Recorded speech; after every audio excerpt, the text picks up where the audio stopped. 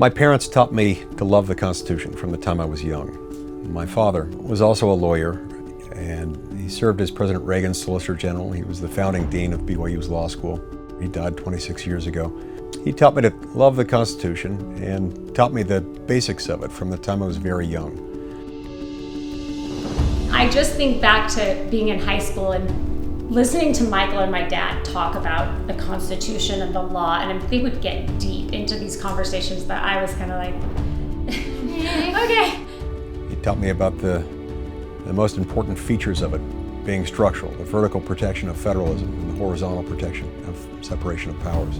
We've all talked so much about how much he's starting to sound like Dad. His mannerisms are like Dad. When I hear him on TV or giving a speech or whatever, and I hear my dad coming through, it's this amazing little moment where I feel like spirits collide. And because he's the son that's doing the job, I think, in the way our dad would have wanted him to do. Yeah. He's doing it in a way that's committed to the document that our dad spent his career advancing and cementing.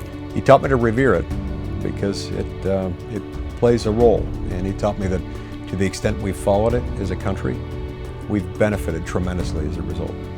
He would be so proud of him. He's so proud. He would love to talk to him every day and debrief. I mean, he would want to hear it all. I don't think Rex would be trying to teach him.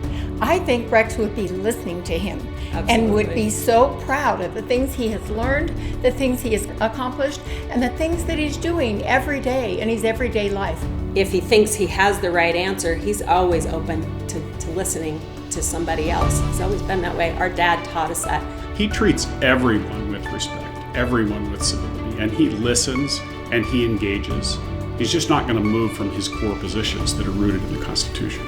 I appreciate that his conscience is such that he will take the time to read or make sure that a member of his staff has read every single page of that bill. And that's pretty rare. He's that same good, kind-hearted to the soul. He is always the same, and he stands for good, for our state, for our country, and he always will. I think that's one of the things Rex Lee would be most proud about Michael Lee, the man and the senator.